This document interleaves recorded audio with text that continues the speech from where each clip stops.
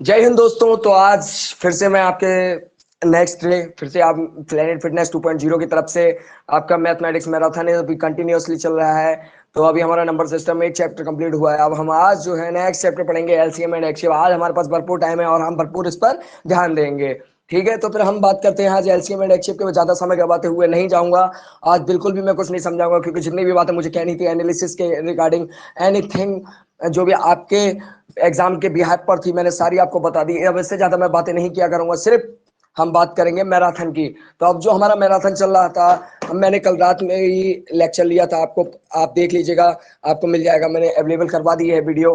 और बाकी मैं पीडीएफ जो है आप पीडीएफ की वर्कशीट की बिल्कुल टेंशन मत लीजिए, उस पर काम चल नहीं रहा है बल्कि ऑटोमेटिकली हो चुका है। मैंने अपलोडेड जो है करने को रह गई है, बस वो मैं कर दूंगा। मैं ये सोच रहा हूँ कि पूरा मैराथन कंप्लीट करवाने के बाद अगर एक साथ मैं बेसिक्स की पूरी पीडीएफ को अगर आपको देता हूं तो आपके लिए ज्यादा बेटर होगा कि सेक्शन वाइज जो मैंने इस कोर्स को डिवाइड किया है उससे उसका आप बेनिफिट उठा सकें। ठीक है, तो अब मैं बात करता हूं। सबसे पहले मैंने आपसे कहा था कि मैंने आपको नंबर सिस्टम पढ़ाऊंगा, एलसीएम एंड एक्ससीएम पढ़ाऊंगा and third chapter simplification and fourth जो हमारा सेक्शन फर्स्ट है उसमें फोर्थ चैप्टर इंक्लूडेड है जिसे कहते हैं इंडिसेस चार्ट्स। ठीक है, तो अब मैं सेकंड चैप्टर की ओर बढ़ता हूं जिसका नाम है एलसीएम एंड एक्ससीएम।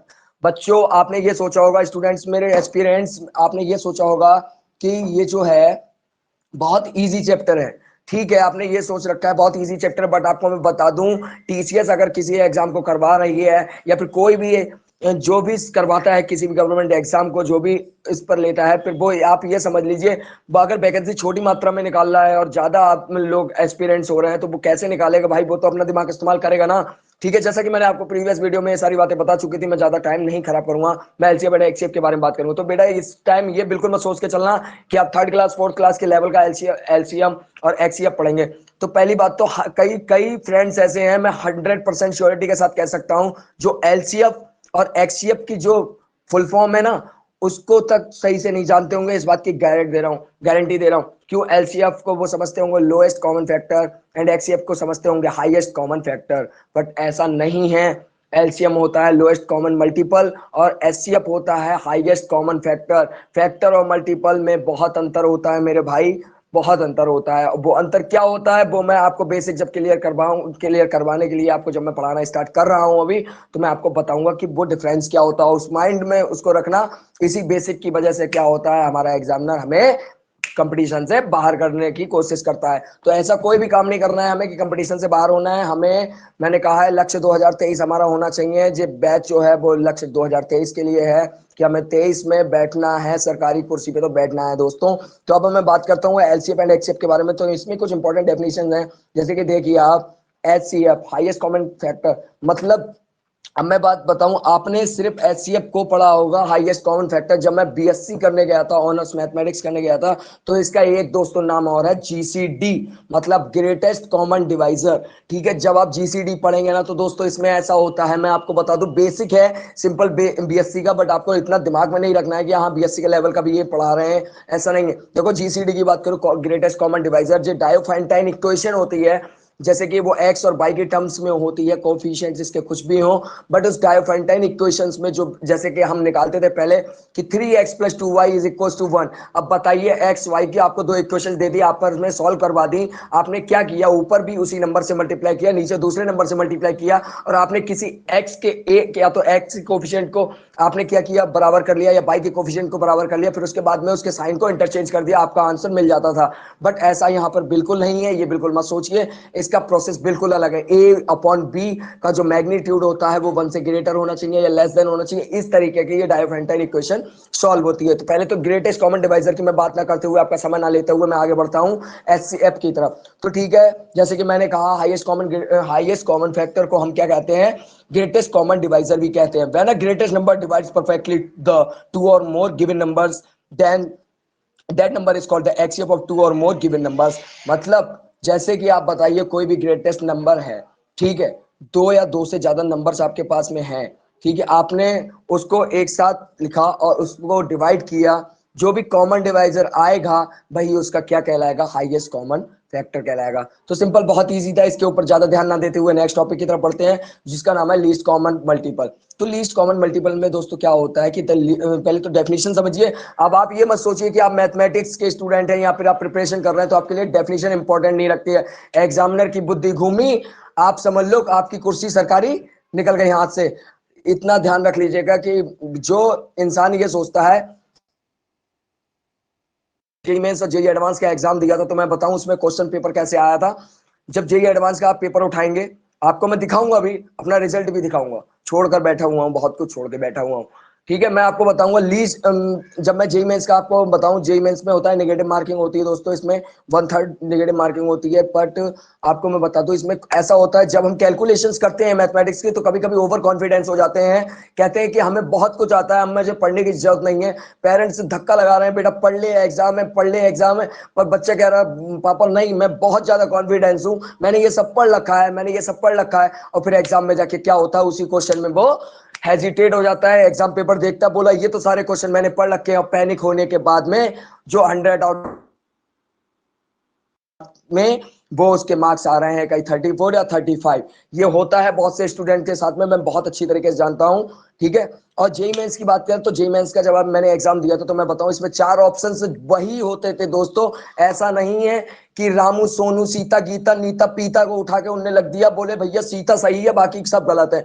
ऐसा नहीं है, कोरिलेटेड होते हैं। तीन तीन बार आप सॉल्व करना किसी भी मैथमेटिक्स की प्रॉब्लम को, आपका आंसर तीनों ऑप्शन अगर उससे ना मैच हो तो मेरा नाम बदल देना। और जो फोर्थ ऑप्शन होगा वो बिल्कुल यूनिक होगा, और जिसका बेसिक क्लियर होगा वही उस तक पहुंच पाएगा। तभी जेई मेंस और जेई एडवांस कहते हैं उसे। जेई मेंस का लेवल इतना हार्ड नहीं होता दोस्तों, इसमें डेफिनेशन से भी रिलेटेड क्वेश्चंस आते हैं, बट एडवांस में जो होता है, सिर्फ आप देखें तो मैंने कहा था सारे कंपटीशंस की बात करूंगा, मैं छोड़ूंगा कुछ नहीं, नीट से लेके सब तक, एमबीबीएस के एग्जाम तक कि कैसे स्कोर करना है। देखिए आपने देखा होगा, अभी अभी अभी मैं बताऊं, मेरे एक सर हैं बैनर स्कूल के, बैनर पीलीभीत की बात कर रहा हूँ, गुरसेवक सर। ठीक है, उनके अंडर द गाइडेंस में एक स्टूडेंट है, उसका नाम मुझे नहीं याद आ रहा है, बट उसने अभी 599 आउट ऑफ 700, उसने 700 या 600 ऐसे रैंक को हासिल किया है, और अब उससे बहुत अच्छा जो है साइड में जो है एमबीबीएस कॉलेज मिला है। तो अब आप सोचिए, अगर आपको ऐसे कॉलेज चाहिए तो फिर बताइए, आपको मेहनत करनी पड़ेगी मेरे साथ में। ठीक है, बाकी जिम्मेदारी मेरी, बाकी मेहनत करना आपका काम है।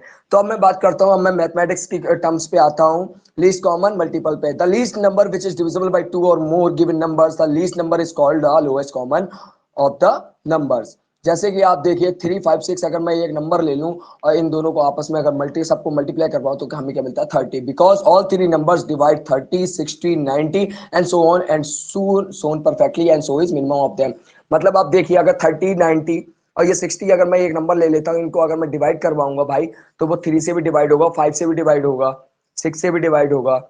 ठीक है, तो ऐसी कुछ टर्म्स हैं। तो जो जितनी छोटी सी छोटी संख्या से हम किसी बड़े नंबर को डिवाइड कर सकें, तो वो छोटी संख्या जो है दोस्तों, हिंदी मीडियम वालों के लिए है कल बाइलिंगुअली, तो वो छोटी संख्या जो है वो कहलाती है लीस्ट कॉमन मल्टीपल। ठीक है, मैंने आपको बताया था कि मल्टीपल और फैक्टर में बहुत अंतर है दोस्तों। अब आप समझ गए होंगे क्या अंतर है। अब जो भी अंतर है वो मुझे कमेंट करके बताओ, और डाउट क्लास जो भी है टेलीग्राम के चैनल पे उस पे भेज देना। ठीक है, अब मैं बात करता हूं आपको थर्ड पॉइंट पे अगर बढ़े तो देखिए, फैक्टर एंड मल्टीपल्स की बात करते हैं। फैक्टर क्या होते हैं, मल्टीपल्स क्या होते हैं। देखो मैंने अभी आपको बताया कि फैक्टर और मल्टीपल में बहुत डिफरेंस होता है, इसीलिए इसका एक सब टॉपिक मैंने आपको पहले ही दे दिया कि फैक्टर और मल्टीपल्स में डिफरेंस क्या होता है। ठीक है, आप बिल्कुल भी इजी गोइंग लेने की कोशिश मत करना, बेसिक आपका क्लियर हो रहा है, सब कुछ हो रहा है, आपको टेंशन लेने की जरूरत बिल्कुल नहीं है। तो मैं आप बात करता हूं, अगर कोई नंबर m ले लेता हूं मैं, m नंबर का मतलब होता है, देखिए भाई, अगर मैं किसी भी अल्फाबेट्स का मैथमेटिक्स में यूज करता हूं तो उसका मतलब होता है रियल नंबर। वो वहां पे नेगेटिव नंबर्स भी हो सकते हैं, जीरो भी हो सकता है, और पॉजिटिव नंबर भी हो सकता है। क्यों कहा मैंने कि वहां पे रियल नंबर्स होते हैं, क्योंकि देखो भाई मेरे दोस्तों, रियल नंबर्स का मतलब होता है कि कोई सा भी नंबर ले सकते हैं। नेचुरल नंबर्स में लिमिट होती है कि 1 से लेके आपको इन्फिनिटी तक लेने, होल नंबर्स में भी लिमिट होती है कि 0 से लेके इन्फिनिटी तक लेने, पॉजिटिव इंटीजर्स में भी लिमिट होती है कि पॉजिटिव राइट हैंड साइड वाले ही नंबर लेने, जीरो और माइनस वाले इंक्लूड नहीं करने। ऐसी नेगेटिव इंटीजर्स में भी लिमिट होती है कि सिर्फ माइनस वाले इंक्लूड करने हैं, जीरो और प्लस पॉजिटिव वाले नंबर इंक्लूड नहीं करने। ऐसी बात करें तो हमारा सिंपल जीरो जो है वो रेशनल भी है, ठीक है, रेशनल नंबर है, मैंने आपको बताया था जीरो कैसे उसको पी अपॉन क्यू के फॉर्म में लिख सकते हैं। तो ये तो बात होगी हमारी इसकी। तो अब मैं बात कर रहा था कि हाँ फैक्टर एंड मल्टीपल्स, अगर कोई नंबर m लेते हैं और उसे परफेक्टली डिवाइड कर देते हैं किसी सेकंड नंबर n से, तो आप यहाँ पे समझ लीजिए कि m यहाँ पे 2 है, n हम मान लेते हैं 1 है, तो जो m है वो उसे क्या कहेंगे, फैक्टर कहेंगे n का, और n जो है वो मल्टीपल भी होगा किसका, m का। तो इसका एक रूल होता है मेरे दोस्त कि अगर आपको कोई नंबर निकालना है, एक नंबर दिया है, एलसीएम की वैल्यू दी है, एक्ससीएफ दिया है, आपसे पूछ लिया सेकंड नंबर, भाई ऐसा एग्जाम में अगर क्वेश्चन आता ही आता है, मैं सीएचएसएल लेवल की बात कर रहा हूं, मैं आपको बताऊंगा, देखो जिस लेवल का क्वेश्चन पढ़ाऊंगा, जिस लेवल का टॉपिक पढ़ाऊंगा, उस लेवल के एग्जाम की बात करूंगा। मैं आपसे ये नहीं कहूंगा कि इस लेवल में ये एग्जाम आता है, ये लेवल में ये आता है, मैं सारे एग्जाम को इंक्लूडेड करके चल रहा हूं। मैंने कहा this batch is for all competition classes from SSC staff selection centre to state government, पैट सीटेट टेट वगैरह सबको कवर करेगा ये मेरा सिलेबस। ठीक है, आप ये समझ लीजिए, ऐसा आपको क्राइटेरिया बिल्कुल यूट्यूब पर नहीं मिलेगा कि एक ही टीचर आपको सारे सब्जेक्ट पढ़ा रहा है। ठीक है, तो देखिए अगर इसका एक रूल होता है, first number into second number is equal to LCM into XF. Simple ये फॉर्मूला याद रखना है कि अगर फर्स्ट नंबर आपको पता है, मान लीजिए 1 है, सेकंड नंबर x मान लीजिए, एलसीएम आपको 2 दिया हुआ है, एक्सएफ आपको 1 दिया हुआ, तो बताइए हमारा फर्स्ट नंबर सेकंड नंबर क्या होगा। तो x इक्वल टू सिंपल 2 होगा। इसी तरीके से हम इस फॉर्मूले को दिमाग में रखते हुए, और ये शॉर्ट क्वेश्चंस में आता जरूर है, स्टार्टिंग में आता है। मैंने आपसे कहा कि कोई भी एग्जाम हो जाए, चाहे वो कंपटीशन का हो, चाहे मेरे दोस्त किसी भी है, चाहे आप रेटेड एग्जाम 12th क्लास का दे रहे हो, 11th का दे रहे हो, किसी का भी दे रहे हो, लेकिन आपको मैं बता दूं इसमें क्या होता है कि 20 से 25% level of paper is very easy which is going under the explanation through the classes. अगर क्लास में सिर्फ एक्सप्लेनेशन को भी समझ के चलेंगे तब भी आप उन क्वेश्चंस को अटेम्प्ट कर सकते हैं, इसलिए कि बच्चा मेरा 33% मार्क्स स्कोर कर सके, कि कम से कम एटलीस्ट वो एग्जाम तो क्लियर कर सके। इसलिए एग्जामिनर ये सोचता है कि लाओ मैं इसको इजी करवा दूं। लेकिन कंपटीशन का यहाँ उल्टा होता है, 9th क्लास तो बेटा आपने 33% या 34% से आप पास कर लेंगे, बट कंपटीशन को आप 33% से पास नहीं कर पाएंगे। इस भूल को मत करना कभी भी, क्योंकि देखिए अनरिजर्व कैटेगरीज मेहनत बहुत करती हैं और बहुत ज्यादा करप्शन की वजह से अनरिजर्व कैटेगरीज पहुंच नहीं पाती हैं। उसका क्या क्राइटेरिया, कैसे पहुंचेंगे और कैसे वार्तालाप करेंगे। देखिए भाई साहब, हमारे एक बोर्ड से सरकार बनती है, उसी प्रकार से बूंद बूंद से घड़ा भरता है। वैसे ही अगर सरकार हम बना सकते हैं तो सरकार भी हम अपनी बात मनवा सकते हैं। तो कैसे मनवाएंगे, हम मेहनत करेंगे और उसे मुंह तोड़ जवाब देंगे, इसलिए ठीक है। और किसी प्रकार से नहीं मनाना है, ज्यादा मनाएंगे तो योगी जी आपके पीछे डंडा लगाएंगे। ठीक है, अब बात करते हैं हम, there are two methods of calculating the HCF and LCM. देखिए हाईएस्ट कॉमन मल्टीपल और sorry highest common ex factor और लोएस्ट कॉमन मल्टीपल को अगर फाइंड करने के लिए हमारे पास दो मेथड होते हैं दोस्तों, याद रखना। पहला होता है फैक्टर मेथड, डिवीजन मेथड। आपने फैक्टर के टर्म्स पे ही ये तुरंत समझ लिया होगा कि दोस्त मैं फैक्टर निकालूंगा किसी नंबर के तो वो फैक्टर मेथड होता है, और डिवीजन मेथड सिंपली मैं अगर डिवाइड करूंगा, जैसे कि आपने डिवीजन रूल पढ़ा था कि अगर आप किसी नंबर को डिवाइड करते हैं, वो जितने टाइम्स आता है उसमें ऐड करके फिर उसको डिवाइड करते हैं, फिर वो जितने टाइम्स आता है उसको ऐड करते हैं, फिर उसके बाद में आता है वही नंबर। मैंने ऐसा आपको बताया था। जब आप मेरे नोट्स और पीडीएफ को पढ़ेंगे तो आपको ऐसे पॉइंट क्लियर होंगे, कहेंगे मैं क्यों नहीं रख रहा हूँ नोट्स, मैं व्हाइट बोर्ड पीछे क्यों नहीं रख रहा हूँ, मैं डिजिटल बोर्ड पीछे क्यों नहीं रख रहा हूँ, मैं आपको लिखकर क्यों नहीं करवा रहा हूँ। इसीलिए नहीं करवा रहा हूँ क्योंकि आधे स्टूडेंट समझने से पहले उसको लिखना चालू कर देते हैं। इस बात पे टीचर्स गौर ही नहीं करते हैं, बोले मैं तो पढ़ा रहा हूँ बच्चा समझ रहा है, अब क्या पता बैक वेंचर क्या कर रहा है। लेकिन हमेशा याद रखना दोस्तों, फ्रंट वेंचर हमेशा टीचर के प्यारे होते जरूर हैं, लेकिन दिल में उतरते बैक वेंचर ही हैं। जब वो 4 साल 5 साल के बाद गवर्नमेंट जॉब जाने के बाद में टीचर से कहते हैं सर मैं वही हूँ जो पीछे बैठ के शैतानी करता था। ठीक है, तो इसलिए मैं कह रहा हूँ back benchers are always smarter than the front bencher. क्यों, क्योंकि बैक वेंचर शैतानी इसलिए करते हैं, वो घर पे पढ़ लेते हैं और फ्रंट वेंचर्स को डिस्टर्ब करते हैं। वो ये सोचते हैं मैंने चश्मा लगा लिया, मैंने सब कुछ लगा लिया, बट वो ही आज जो है बैठे होते हैं किसी बिजनेस पर या फिर किसी पर। तो हमें बिजनेस नहीं करना है, हमेशा सोचिए कि हमें किसी के अंडर काम नहीं करना है, हमें अपने अंडर काम करवाना है। जैसी सोच रखेंगे वैसा इस लाइफ में पाएंगे। तो ज्यादा समय वक्त न करते हुए आप रूल 2 पे चलते हैं, एलसीएम ऑफ फैक्टर्स। अगर मान लीजिए कोई रेशियो, बात करते हैं पॉइंट की, अगर कोई रेशियो है दो नंबर्स का और वो है ए रेशियो बी, और लोएस्ट फॉर्म अगर देखी जाए उसकी जो है इनडिविजिबल है, एक दूसरे से डिवाइड नहीं हो रही है, तो नंबर्स ए के और बी के, मतलब के जो है यहाँ पे एक कांस्टेंट है दोस्तों। कांस्टेंट का मतलब होता है कि अगर हम कांस्टेंट का इस्तेमाल करें तो दोनों की दोनों वैल्यूज पे फर्क ना पड़े और हमारी मैथमेटिक्स में उसकी कोई प्रॉब्लम ना हो और हमारे रूल्स भी गलत ना हो। तो वो कांस्टेंट टर्म इसलिए यूज किया जाता है कि कैलकुलेशन में हमें आसानी हो सके, ठीक है। और ऐसा मत सोचिएगा कि मैं ए लिख लूं या बी लिख लूं, उसका भी कोई एक पर्टिकुलर मीनिंग होता है। देखो दोस्तों, बेसिक्स इतने क्लियर है मेरे कि मैं आपको मैथमेटिक्स में आपको बिल्कुल भी नहीं डूबने दूंगा आपकी नैया। भले ही आप दूसरे सब्जेक्ट ना पढ़ें तो फिर मैं नहीं कह सकता, लेकिन मैं मेहनत कर रहा हूं तो आपको भी मेहनत करनी है। तो के जो है वो एक कांस्टेंट है, हैंस है, हैंस। फिर अब मैं बात करता हूं अंततः एक्सीएफ जो है वो के है और एलसीएम जो है ए बी के होगा। मतलब अगर मैं ए के और बी के दो डिजिट्स की बात कर रहा हूं तो जो के होगा कांस्टेंट होगा वो उसका हाईएस्ट कॉमन फैक्टर होगा और एलसीएम क्या होगा, उन तीनों टर्म्स का मल्टीप्लाई होगा, मतलब ए बी के। समझ में आया? नहीं आया तो नोट्स पढ़िएगा तब समझ में आएगा, क्योंकि सारी मेहनत मैं ही करवा दूंगा तो फिर तो तुम मुझे पता है क्या करोगे, बहुत अच्छे तरीके से जानते हो भाई साहब। मैंने ऐसा कोई खेल नहीं है जो करा नहीं है जिंदगी में, ठीक है। मैंने ऐसा कोई खेल नहीं है जो करा नहीं है जिंदगी में। तो हम देखो रूल 2 की बात करें, एलसीएम ऑफ फैक्टर्स अगर निकालना है तो सिंपल, न्यूमरेटर में जो भी नंबर दिया होगा उसका एलसीएम निकाल लीजिए और डिनोमिनेटर में जो नंबर दिया होगा उसका एलसीएम निकाल लीजिए, आपका एलसीएम फ्रैक्शन का मिल जाएगा, अगर कोई भी नंबर जो है वो फ्रैक्शन की फॉर्म में लिखा हुआ है, ठीक है। अब मैं बात बताऊं रूल 3 की। अगर मैं किसी का अगर कोई फ्रैक्शन दिया हुआ जैसे 1/2 या फिर 2/5 या फिर एनी नंबर, ठीक है, क्योंकि मैथमेटिक्स से कोई भी नंबर ले सकते हैं, ऐसा कोई कंपल्सन नहीं है। किसी ने आपके पैर नहीं बांध रखे हैं कि आपको यहीं पर रहना है, ठीक है। आपके पैरों में जंजीर नहीं बंधी है, ठीक है। आप कहते हैं ना कि हमें ये डिस्ट्रैक्शन हो रहा है, हमें वो डिस्ट्रैक्शन हो रहा है, ये शोर आ रहा है, वो शोर आ रहा है। तो मैं आपको बता दूं कि अगर हजारों की भीड़ में जब आप एग्जाम देने जाते हैं तब भी तो आपका माइंड फ्लैक्चुएट होता है, ब्लैकआउट होता है। हमेशा कोशिश करो कि आप भीड़ में, शोर में, शराबे में, पड़ोस में बम फट जाए कोई मतलब नहीं है, कोई गया चला गया उसे मतलब नहीं है। भाई जिंदगी अपने आप से चलती है, किसी के जाने या आने से नहीं, ये तो दुनिया का रूल है, आना जाना तो लगा रहता है। ज्यादा सोचने से जैसे इंसान चला जाता है डिप्रेशन में, वैसे ही मैं बता दूं मैं भी जा चुका हूं, उसके बाद मैं आपके सामने इतने कॉन्फिडेंस के साथ आ सकता हूं। तो सोचिए लाइफ में व्यक्ति क्या नहीं कर सकता है, ठीक है। अभी तो मैं यहां पर हूं, आप कुछ दिनों बाद मुझे यहां नहीं देखेंगे, आप कहीं और देखेंगे। आप समझ जाइए, समझदार आप बहुत हैं, क्योंकि आप, अभी मैं व्हाट्सएप ग्रुप बनाऊंगा, आप नंबर निकाल के उससे बात करना चाहेंगे। मुझे पता है ये चीज नहीं होनी चाहिए, मैंने आपको पहले ही बता दिया है, क्योंकि मेरे पास अगर कंप्लेंट आई दोस्तों, मैं बहुत स्ट्रिक्ट हूँ, गुस्से वाला व्यक्ति हूँ, आपको पहले ही बता दूं, ठीक है।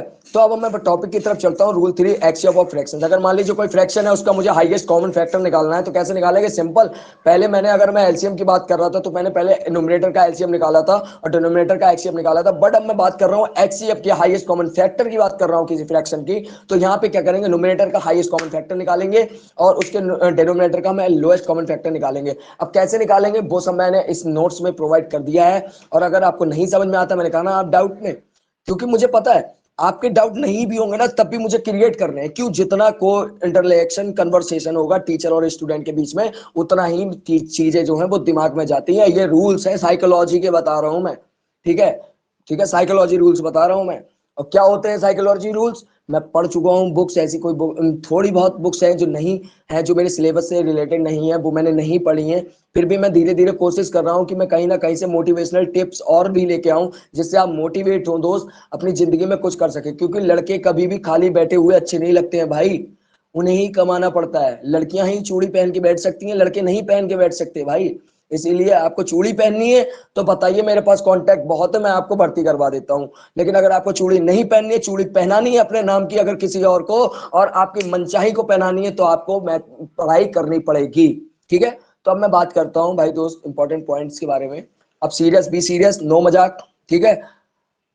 If there is no common factor between two numbers, अगर दो नंबर्स के बीच में कोई भी कॉमन फैक्टर नहीं होगा तो उसका जो एलसीएम होगा उन दोनों नंबर्स की मल्टीप्लिकेशन का उत्तर होगा, ठीक है। तो इससे समझ गए इस पॉइंट से? इस पॉइंट पे भी क्वेश्चन बन सकता है, चांसेस हैं, क्योंकि अभी तक के जितने भी पेपर्स हुए हैं उनमें बहुत ही, आप समझ लीजिए परसेंटेज 0.33 समथिंग ऐसे परसेंटेज क्वेश्चंस की होती है। मैं आपको बताऊंगा कौन कौन से टॉपिक आपको मोस्ट इंपोर्टेंट, पहले तो मैं मैराथन करवाऊंगा, फिर जब जैसे जैसे मैं एग्जाम के पास बढ़ता रहूंगा, जैसे जैसे हम एग्जाम के करीब जाते रहेंगे, जैसे जैसे हम नवंबर में जाते रहेंगे, वैसे आप ये समझ लीजिए कि आपने, अभी तो वैकेंसी भी नहीं निकली है, ये कोर्स आपको अभी से मिल रहा है, 1 मंथ पहले है वैकेंसी, जैसे ही आएगी आप ये समझ लीजिए कि आपका 20, ज्यादा नहीं कह रहा हूं, मैराथन को मिला के अगर देखा जाए, मैराथन सिलेबस, बेसिक का जो सिलेबस है वो 100% श्योरिटी के साथ कंप्लीट करवाऊंगा विद इन 500 आवर्स, ठीक है। अगर 500 आवर्स भी नहीं दूंगा ना तो मैं अपनी स्पीड बढ़ाऊंगा, एक्सप्लेनेशन और बेटर करूंगा, और मैं उसको चाहूंगा कि 500 आवर्स नहीं, अगर मेरे पास 500 आवर्स नहीं होते हैं तो मैं आपको बताऊं उससे कम समय में इसको करने की कोशिश करूंगा। बेसिक्स है दोस्तों, 500 आवर्स का आप मतलब समझ रहे हैं, क्योंकि अभी मुझे आपको कैलकुलेशंस भी करवानी है। पहले मैंने सेक्शंस डिवाइड कर रखे हैं, देखो पहले आप दिमाग में अपनी बुद्धि में डाल लीजिए ये बात कि मैथमेटिक्स की जो कंपटीशन जितने भी लेवल की आती है वो सारी मैथमेटिक्स में कवर करवा दूंगा, कोई दिक्कत नहीं है। मैंने सेक्शन 5 सेक्शन डिवाइड कर रखे हैं। पहले सेक्शन में मैं पढ़ रहा हूँ, हम लोग पढ़ रहे हैं number system, LCF and XCF, third है सिंप्लीफिकेशन, फिर उसके बाद हम जो फोर्थ पॉइंट पढ़ रहे हैं वो इंडिसेस सर्ट्स पढ़ रहे हैं, ठीक है। अब फिर इसके बाद हम चलेंगे जो मेरे 5 इंपॉर्टेंट मोस्ट इंपॉर्टेंट चैप्टर्स हैं जो कि एग्जाम में, जिसका मैंने आपको बताया 20 से 25%, 10%, 8%, 7% ऐसे नंबर ऑफ क्वेश्चंस आते हैं, 4-5, यानी मतलब अगर आपने आपने यूपीएसआई का एग्जाम देने गए और मैथमेटिक्स में 40 क्वेश्चन आ रहे हैं तो आप ये समझ लीजिए इस बेसिक मैराथन क्लासेस से आपके 20 क्वेश्चन जो है वो कवर हो जाएंगे, ठीक है। और वो चैप्टर्स कौन से हैं? मेंसुरेशन है, ज्योमेट्री है, स्टैटिस्टिक्स है एंड डीआई है। DI is the most important and most cutting, most losing topic of the competition examinations. तो आप ये समझ लीजिए जो डाटा इंटरप्रिटेशन होता है जिसे हम कहते हैं बहुत आसान है भाई। हमने देखा कि भाई 10 अब मैंने स्केल ले लिया, स्केल आपको मतलब पता होगा कि 1 scale is equal to 10 units on, जो भी मैथमेटिक्स का जैसे बात करते हैं हम, जैसे बार ग्राफ की बात करते हैं तो हम स्केल लेते हैं कि हाँ कितने बच्चे यहाँ से यहाँ तक बिलोंग करते हैं और कितने बच्चे इस कैटेगरी में फॉल करते हैं, किस कैटेगरी में नहीं फॉल करते हैं। तो आपने सुना होगा एक्स एक्सिस और वाई एक्सिस हम बनाते हैं, ओरिजन बनाते हैं, नंबर्स को डिनोट करते हैं। फिर हम स्केल इसलिए लेते हैं दोस्त, कभी अगर हम 1000 नंबर की भी बात कर दें तो वहां तो एक ही नंबर की बात हो रही है, एक यूनिट की बात हो रही है, तो इसीलिए हम स्केल का इस्तेमाल करते हैं। उन्हें बताते हैं कि 0 से लेके 1 तक मैंने माना है कि यहाँ पे 10 स्टूडेंट हैं तो 1 scale is equal to 10 centimetre. इस तरीके से हम बताते हैं। और स्केल लिखना ये 9th क्लास 10th क्लास में बहुत इंपॉर्टेंट है। मैंने कहा ना, मैंने कि टॉपिक के साथ साथ मैं आपको क्लास के साथ भी को रिलेट कर दूंगा, क्योंकि मुझे पता है कौन सी क्लास में कितना सिलेबस है, कितने चैप्टर्स हैं, कितने नहीं है। मैं फुल्ली फोकस्ड होके फुल्ली प्लान बना के मैं आपके साथ आया हूं। मैं बिल्कुल ये नहीं कि लूज बाउंडेड नॉलेज के साथ आऊं। मैं कहूं दोस्तों मेरा चैनल सब्सक्राइब करो, मुझे लाइक करो, मुझे शेयर करो, तो मैंने कहा मुझे फेम नहीं चाहिए, मुझे सिर्फ ऐसे स्टूडेंट्स चाहिए जिनसे आगे चल के मेरा कांटेक्ट हो तो वो मुझसे देख के कहें, अचानक कोइंसिडेंटली अचानक वो मुझे मिले रास्ते में और बोले सर आप आप कैसे और आप क्या कर रहे हैं यहाँ पे। इस तरीके से मैं वो चाहता हूँ, वो इमेज चाहता हूँ लाइफ में, और कुछ नहीं चाहता हूँ, ठीक है। Thank you. फिर अब मैं बात करता हूँ, सॉरी थैंक यू बोल, और मैं बात करता हूँ नेक्स्ट पॉइंट की। If there are n numbers in a set, अगर किसी सेट में, सेट क्या होता है दोस्तों, कुछ नंबर्स को हम एकत्रित करके एक ग्रुप में रख लें और उन्हीं ग्रुप के नंबर्स पर हम उसके ऊपर काम करें तो उसे कहते हैं सेट, ठीक है। जो कि कुछ टीचर्स जो होते हैं 9th से लेके 12th में जब सेट आता है, फ्रैक्शंस आता है, बाइनरी ऑपरेशंस आते हैं, तो टीचर्स होते हैं क्या सोचते हैं, बहुत होशियार बनते हैं टीचर। कुछ ऐसे होते हैं कि ये सोचते हैं कि भाई मैं रिलेशन फंक्शंस और बाइनरी ऑपरेशंस के बारे में इस स्टूडेंट्स को नहीं बताऊंगा, और ये इसके लिए कोई बेनिफिट नहीं रखता। तो दोस्तों मैं आपको एक बात बता दूं, जो आप ये कैलकुलेशन मैथ पढ़ रहे हो ये मैथ तो है ही नहीं, ये असली मैथ ही नहीं है। जब आप बीएससी ऑनर्स का सब्जेक्ट करेंगे या फिर बीएससी रेगुलर का करेंगे, जब आप थ्योरेटिकल मैथमेटिक्स पढ़ते हैं ना तो आपकी माथा पच्ची हो जाएगी कि मैं इसमें लिखूं क्या। पता है आपको ग्रुप क्या होते हैं, सब ग्रुप क्या क्या होते हैं, ट्रिवियल ग्रुप क्या होते हैं, ऐसे। अब अच्छा बात बताइए, सिर्फ मैं अल्फाबेट की बात करूंगा, आप सोचिए मैं उसमें करूंगा कैसे। अभी तो मैं कैलकुलेशन बता रहा हूं भाई, मैंने बता दिया एम है, अगर यहाँ पे मैं 12th के लेवल तक की मैथ्स की बात कर रहा हूँ, अगर एम है तो वहां पे मैं कोई भी रियल नंबर्स की बात कर रहा हूँ। अब जैसे कि मेरे एग्जाम में आया था, फाइंड 32 ग्रुप्स इन S8। अब बताइए आधे का तो, आधे लोगों का तो दिमाग खराब हो गया, बोले भैया जी S8 है क्या, भैया जी S8 है क्या। तो मैं बता दूं भाई साहब ये थ्योरेटिकल मैथमेटिक्स है, इसमें आपको थ्योरी लिखनी पड़ती है। देखिए मैंने 1 साल का गैप दिया है सिर्फ कंपटीशन के लेवल के लिए, और फिर उसके बाद में मैं इसके आगे पीएचडी डिग्री भी लूंगा, इसमें आप दिक्कत ना लें, थ्योरेटिकल थीसिस भी लिखूंगा, मेरी बुक भी बहुत जल्दी आएगी कंपटीशन लेवल की, तो अभी आ जाएगी 3 महीने बाद। देखिए मेरे बहुत से टीचर कांटेक्ट में, आर के शुक्ला, विशाल जौहरी, अमोला सर, ठीक है, इन सबसे मैं कोचिंग पढ़ चुका हूँ। ये पीलीभीत के मेरे जाने माने टीचर्स हैं जिनके पास मैं पढ़ चुका हूँ, इनसे कांटेक्ट है। चाहूँ तो मैं उनको भी उनके साथ भी जाके बच्चों में पढ़ा सकता हूँ, कर सकता हूँ, लेकिन मैं नहीं चाहता, क्योंकि उनके बने हुए नाम में मैं अपना नाम लाऊं तो वो मेरी मेहनत नहीं कहलाएगी। मैं अकेले रास्ते पे जाऊं और मेहनत से अपना ही आशियाना बनाऊं, वो ही मेहनत कहलाएगी। ठीक है, तो ये मेरे कुछ बात हैं, मेरे थॉट्स हैं जो आप नोट करेंगे तो अच्छा है, आपके लिए भी लाइफ में उतारें, क्योंकि मैंने उतारे, मुझे तो बहुत चेंजेस मिले और मुझे बहुत मजा आ रहा है। जो मैंने पहले जिंदगी जी थी वो जिंदगी ही क्या थी, जो आज मैं जीऊंगा वो जिंदगी है, जो अभी जी रहा हूं वो जिंदगी है। ठीक है, मैं कल की चिंता में बिल्कुल छोड़ चुका हूं। आज मैं जैसे ही उठूंगा वैसे ही मैं पढ़ाना चालू कर दूंगा, शाम तक पढ़ाता रहूंगा, वर्कआउट करूंगा, सब कुछ करूंगा। ये रूटीन अपनाना है, दुनिया से किसी से कोई मतलब नहीं है। भाई एक बात बताओ, आप किसी के पास जा रहे हैं, आप उससे बोलने की कोशिश कर रहे हैं, वो बंदा आपको वैल्यू नहीं दे रहा है, तो आप किस काम के? क्योंकि भगवान की बनाई हुई हर एक इंसान, हर एक जानवर, हर एक व्यक्ति व्यक्ति जिसका है, जो समझता है, उसका खुद ना खुद में कुछ ना कुछ वैल्यू है। इसलिए अगर 36 गुण कहते हैं ना, जब मान लीजिए शादी की बात आती है, घर वाले कहते हैं लड़की और लड़के के गुण मिलाइए, तो क्यों कहते हैं?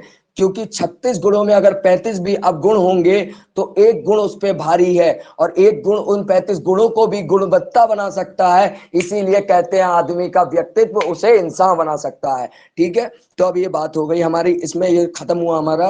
हम टॉपिक की बात कर रहे थे, अगर कोई भी सेट में n नंबर्स हैं, अगर मैं उनके दो नंबर्स का HCF निकालूं और किसी नंबर्स का एलसीएम निकालूं, फिर जो उनका प्रोडक्ट होगा n नंबर्स का, वो किस प्रकार के फॉर्मूले में लिखा जाता है? तो बेटा ये फॉर्मूला होता है, देखिए, ब्रैकेट कैपिटल H की power n-1 into capital L। तो L जो है यहाँ पे मैंने आपको बताया एलसीएम है, H है एक्सीएफ, और N जो है सेट है नंबर्स के। तो देखिए मैंने टर्म्स भी आपको क्लियर कर दी।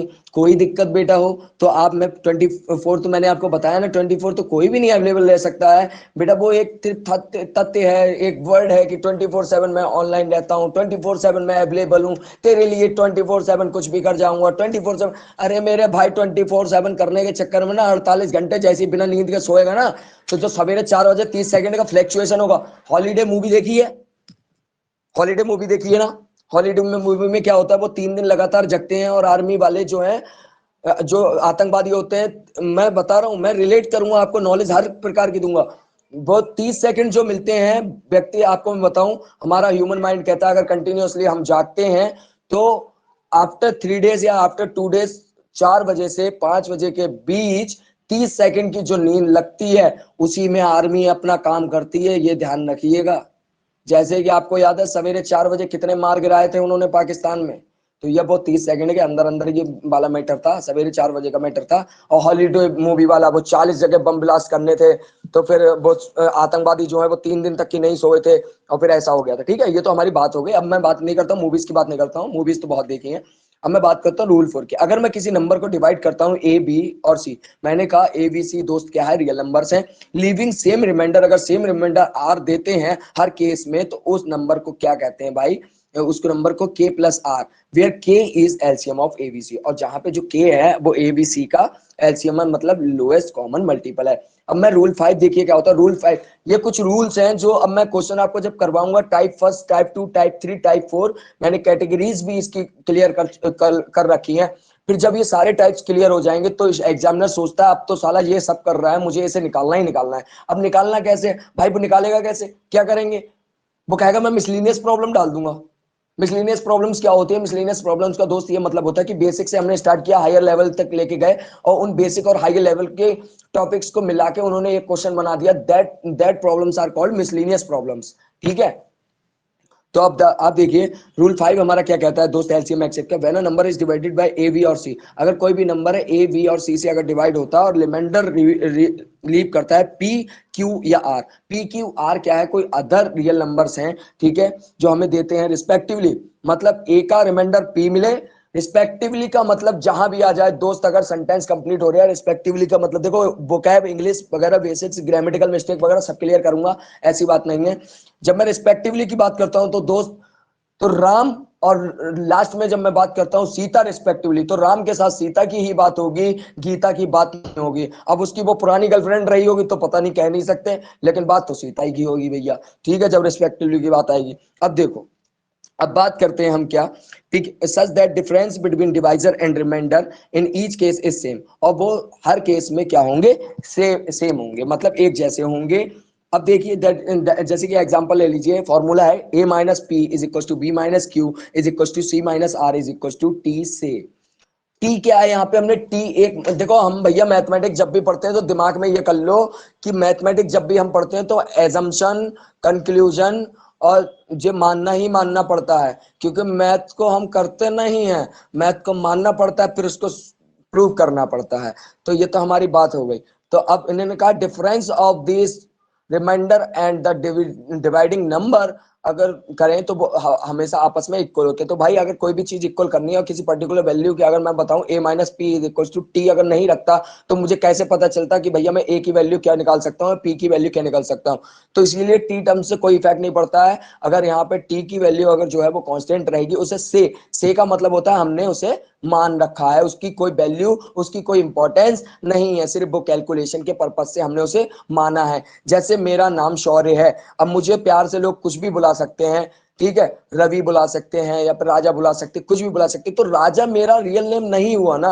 मुझे समाज में व्यक्ति कैसे जानेगा, मुझे जानेगा तो शौर्य नाम से, लेकिन वो मुझे प्यार से याद रखने के चक्कर में क्या कर रहे हैं, मुझे राजा बुला रहे हैं या रवि बुला रहे हैं, इसलिए। ठीक है, तो ऐसी मैथमेटिक्स में होता है। देखो मैं बेसिक नेचुरल प्राकृतिक एग्जाम्पल भी लेके चलूंगा जिसकी मैं बात कर रहा हूं। अब मैं आपको बताऊं, अब आप देखिएगा रूल्स, रूल 6 की तरफ बढ़ते हैं दोस्त। तो रूल 6 की तरफ आप देखिए, the largest number, sorry I am not clearing to you. तो देखिए, the largest number which when divide the numbers A B and C the reminders are ये same, then that largest number is given by XCF A minus B. मतलब देखिए, अगर मैं किसी भी largest number, सबसे बड़ी संख्या को अगर डिवाइड करता हूँ, रिमाइंडर हमें क्या मिल रहा है, ए बी सी मिल रहा है, तो फिर ठीक है, जो उसका लार्जेस्ट नंबर होगा एक्ससीएफ का, वो क्या होगा, ए माइनस बी होगा या फिर बी माइनस सी होगा या सी माइनस ए होगा। ये पूरी साइक्लिक साइक्लिक ग्रुप की थ्योरी भी है, साइक्लिक, तो उसके बेसिस पे ये किया हुआ है। मैंने आपसे कहा ना, आपको जो हायर लेवल की मैथमेटिक्स अगर वो पता होगी तो ये बेसिक तो आपके लिए बिल्कुल उल्लू चुल्लू वाली बात हो गई। ठीक है, अब रूल 7 देखिए, the largest number which can divide the numbers A B and C the reminders as P Q and R respectively is given by XCF. ठीक है, अब फिर से रूल 7 देखिए, अगर कोई लार्जेस्ट नंबर है किसी भी नंबर्स का, अगर मैं डिवाइड करता हूं, उसके रिमाइंडर्स आते हैं पी क्यू आर रेस्पेक्टिवली। फिर मैंने बात कर दी कि राम के साथ सीता ही आनी चाहिए, और राम का चक्कर अगर गीता से चल रहा है तो सीता को क्या पता कि राम तुम्हारा कहीं और जा रहा है। ठीक है, तो रिस्पेक्टिवली की जहां भी बात आएगी तो सीता तो यही समझेगी कि राम मेरा है, फिर राम पर किसी और का भी है। ठीक है, तो रिस्पेक्टिवली को मैंने आपको बताया था, क्लियर किया था इस टॉपिक को।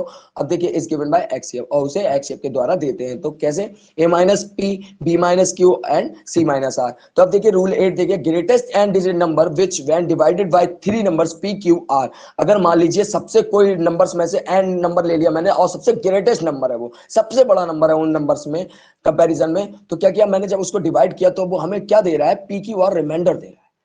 ठीक है, no sorry sorry sorry sorry sorry sorry, वो उसको डिवाइड किया तो वो हमें क्या दे रहा है, पी क्यू आर से डिवाइड किया और वो हमें क्या दे रहा है, कोई भी रिमाइंडर नहीं दे रहा है। तो हम वो रिक्वायर्ड नंबर कैसे निकालेंगे कि बचा हुआ संख्या हमें निकालनी है, वो कैसे निकालेंगे, तो देखिए कैसे, उसका फॉर्मूला होता है required number is equal to bracket small and minus digit greatest number, जो ग्रेटेस्ट नंबर की डिजिट है, माइनस आर। आर यहाँ पे क्या है, reminder obtained on dividing greatest and digit number by LCM. अब आप मेरे को एक बात बताइए, जब यहाँ पर रिमाइंडर ही नहीं निकल रहा तो रिमाइंडर तो जीरो मानेंगे ना, तो इन केसेस के क्वेश्चन को कैसे करना है कैसे नहीं करना। अब जो इसकी मैराथन है एलसीएम एंड एक्ससीएफ की, वो कंप्लीट होने वाली है। फिर मैं आपको आफ्टर 15 मिनट्स या आफ्टर 30 मिनट्स में फ्रेश होने के बाद या फिर जो भी है, फिर मैं आपको मिलूंगा आराम से, फिर हम मैराथन करवाएंगे, कंटिन्यूस करेंगे जब तक कि इसका मैराथन कंप्लीट नहीं होता। मैं इंपॉर्टेंट जो मोस्ट इंपॉर्टेंट टॉपिक जो 20 क्वेश्चंस आपके कवर करेंगे ओवरऑल मैथमेटिक्स में, उसकी मैराथन मैं आपको उसके बाद ही करवाऊंगा। ठीक है, तो ये तो बात हो गई हमारी। अब रूल 9 है, लास्ट लास्ट है, देखिए, if n digit largest number which when divided by P Q R, अगर कोई एन डिजिट का नंबर है, अगर मैं उसे पी क्यू आर से डिवाइड करता हूं तो वो रिमाइंडर ए क्या देता है, ए देता है। क्या देता है रिमाइंडर, ए देता है। ए यहाँ पे रियल नंबर कोई भी हो सकता है, कुछ भी रिमाइंडर आ सकता है। तो रिक्वायर्ड नंबर ऐसे केस में हम क्या निकालेंगे, क्वेश्चन आते हैं कि find the required number when this number is the greatest and whatever your examiner is asking in your exam while giving your examinations. ठीक है, मतलब अब हम बात करें रिक्वायर्ड नंबर निकालते हैं, तो n minus digit largest number minus R, capital R is here, remainder, remainder is always given, ठीक है, और प्लस ए। अब यहाँ पे बात करेंगे ए, बस फॉर्मूले में जो प्रीवियस फॉर्मूला था उसमें प्लस ए हो जाएगा, और बाकी सारी की जो आगे की बात की थी वो ब्रैकेट में आ जाएंगे। तो इस फॉर्मूले को याद करना है और कुछ नहीं, दिमाग में रखना है। कुछ फॉर्मूले आपको याद करने होंगे, आप सोच रहे होंगे सर तो कह रहे हैं याद करना है, भाई मैथमेटिक्स में फॉर्मूले याद नहीं करोगे तो ऐसा तो है नहीं तुम ज्ञान के बहुत बड़े ज्ञानी हो कि भैया तुमने ही सारे प्रूफ लिखे हुए, मैथमेटिक्स में जीरो का भी तुमने ही, जीरो भी तुम्ही ने निकाला है, और बाकी जितने भी मैथमेटिशियन वो सब चूतिया थे। ठीक है, तो ऐसा तो नहीं हो सकता ना। तो इसलिए आपको कुछ चीजें याद रखनी पड़ेंगी। आपको तो ये भी नहीं पता होगा कि कैसे फॉर्मूले कैसे प्रूव किए जाते हैं, आपको यही नहीं पता होगा sine theta is equal to perpendicular upon hypotenuse होता तो होता क्यों है, इसको आप प्रूव कर सकते हैं क्या? आपने वो चीज पढ़ी नहीं होगी, क्यों? आपने सिर्फ इतना पढ़ा होगा, आपके टीचर्स ने कह दिया होगा स्टूडेंट आप मेरे पास कोचिंग आ जाना वरना मैं आपको 11th क्लास में फेल कर दूंगा। आज की डेट है, मैं अपने टीचर से कभी भी नहीं डरा। आज की बात बता रहा हूं मैं, टीचर को देखिए आप अपने फ्रेंड या दोस्त की तरह माने, आप उसे ये मत समझिए वो हवा है भाई, वो पैसे ले रहा है, ज्ञान दे रहा है, ठीक है, उस पर आपको कोई इतना हक नहीं बनता है।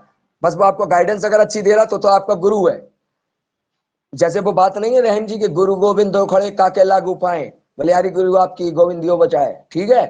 तो ये दोहा क्या कहता है कि भाई गुरु भी उसी को माने जो गुरु बनने लायक हो, ठीक है। कई टीचर्स ऐसे होते हैं, भैया आए बोले मैं 1 घंटे कोचिंग पढ़ाता हूँ, आए बोले 15-20 मिनट पढ़ाए, बोले मैं चला गया, बस ये कोचिंग हो गई। कोचिंग का मतलब ये नहीं होता है दोस्त, मेरे बच्चे को गाइड करना होता है कि आप इस रास्ते पे चलेंगे तो आगे चल के आपको ये सफलता मिलेगी।